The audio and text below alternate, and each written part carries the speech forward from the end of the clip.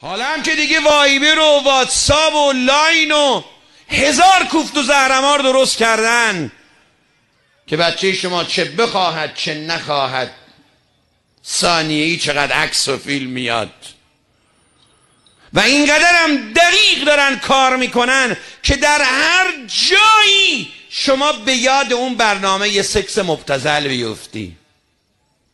هر جایی. مادر حساب کرد تو مدرسه، تو کلاس، تو راهروی مدرسه، تو پارک، تو مهمونی، در حال درس خوندن، تو ماشین، تو خیابون، تو خونه، تو پارک، تو هواپیما، تو قطار، هر جایی که جوان وقتی وارد شد اون فضا آشنا باشه براش. اینجا بود که اون کلیپه داشتن اون دو نفر فلان غلط رو میکردن، یادآوری بشه، تحریک بشه، دامن بزنه به فحش و فساد. دشمنی قشنگ کار کرد. بچه یه دختر 3 ساله تا برو بالا،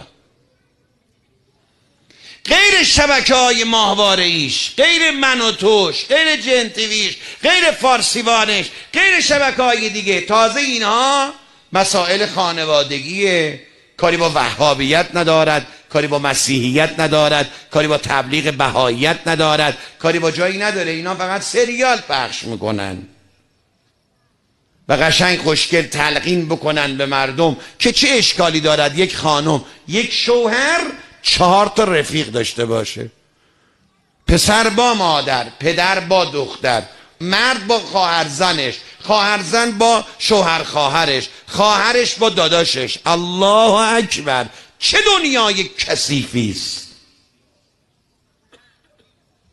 خب اینا دست به دست همدیگه میده دیگه. بعد آمار طلاق میره بالا، آمار خودکشی میره بالا، آمار استمناء میره بالا،